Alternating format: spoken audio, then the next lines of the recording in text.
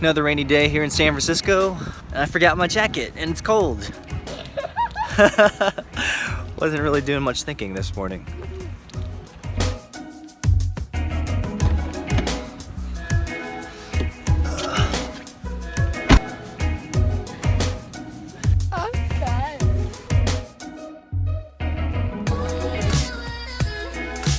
It's 9 o'clock, just did a drop off.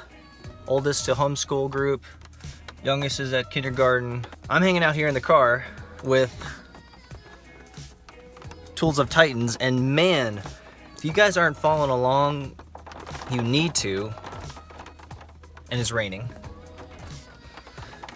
This book is crazy, and Scott Adams today, the creator of Dilbert, which is one of my favorite cartoons of all time. I read the first half, which it's not too long of a chapter, but it's already flooring me. I love it. And so I think I just wanted to speak a little bit more about Scott Adams, Dilbert, systems versus goals, etc., etc., etc. You see, what I think Scott has done really well is differentiated between systems and goals. And there's so many incredible takeaways from his chapter. For instance, I love this. He says, quote, "In other words, you should choose options that allow you to inevitably succeed over time as you build assets that carry over to subsequent projects."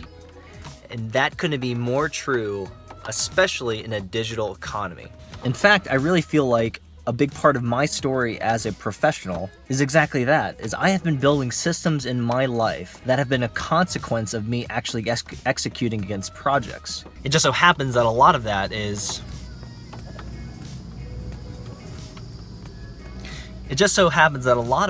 related to software.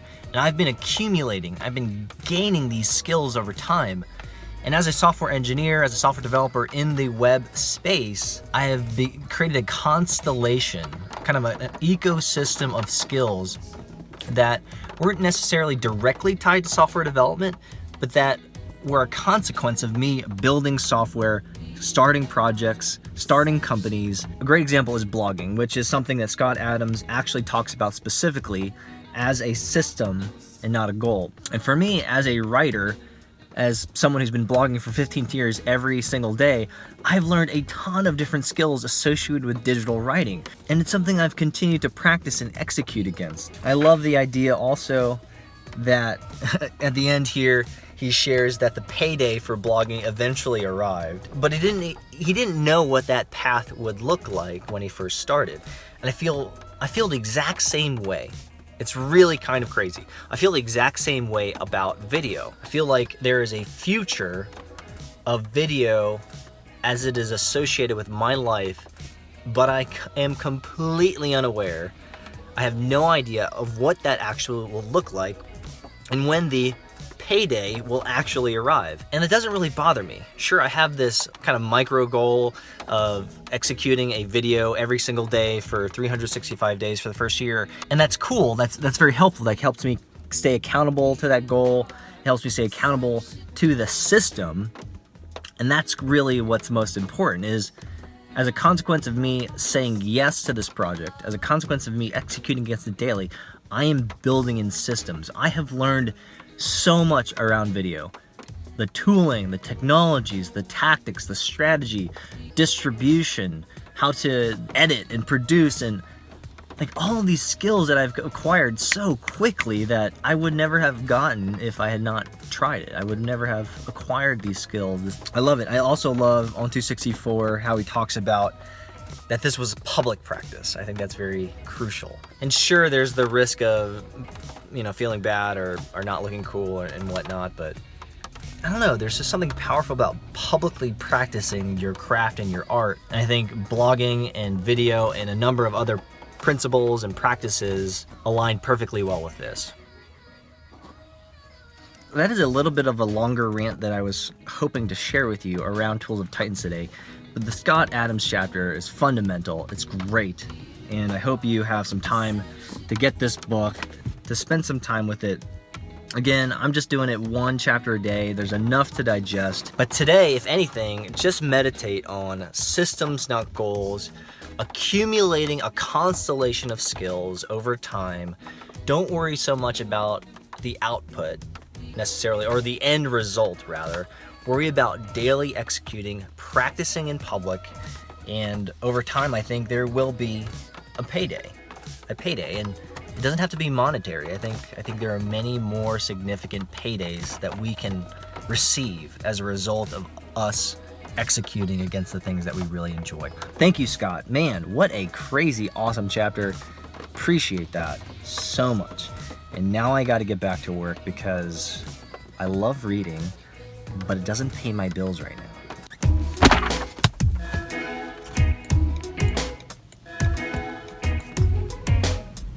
It's almost 2 o'clock, which means it's time for coffee. You see, I drink coffee at 2:15 every single day. Now there's a reason that 2:15 is a big deal. There's actually a scientific reason, and I can't quite remember where I read it, but I think it's true and I think it works. So 2:15. I hope you guys are having a great one. I've been super busy. Have you been super busy? I've been busy. Published not 1, but 2 blog posts. Managed to migrate thousands of users and subscribers from a bunch of different newsletters into one new one, which I'm really actually excited about. I'm starting my first personal newsletter, email newsletter. It's about freaking time. The idea here is, instead of having 1,000 different ones to manage around my products and projects and stuff like. So, yes. Instead of having 1,000 different newsletters, now I can have one. And there's so much logic behind having one personal newsletter. It seems so dumb and obvious now, seems so obvious now that I feel incredibly dumb. If you've been following me for a while, and some of you have been following me for a couple years now, actually a few of you have been around for a while, I continue to experiment, build new products and companies, build them, sell them, have them acquired. Some of them fail, some of them fail royally, really badly. But the only constant is me as the creator. And so as I ebb and flow and build new things and try new experiments and bring you along with me for these new creative things, I love to share that with you. And it makes no sense for me to have, again, all these different newsletters when I can just send you one. And if you want to subscribe to that, that's great. If not, then no big deal. It doesn't hurt my feelings. But thank you for those who have already given me some feedback and given me some incredibly encouraging words about the newsletter that I just sent out. I'll have a link in the description. Not that you necessarily have to, but I really appreciate it. And for those who have just subscribed because they now know that I'm vlogging, thank you. Nice to meet you. I want to do like a virtual handshake. Or maybe a hug. So I'm excited about that. Got Tools of Titans reading done, got a couple other things done. I think after my coffee, I think I'll have another blitz session of work, got some programming to do, and yeah, a bunch of other work. But I really like you. I like you, and you, and you, and you, and you. All of you. And thank you for just following along on this very creative journey. Journey. Coffee is calling, and I will see you guys later.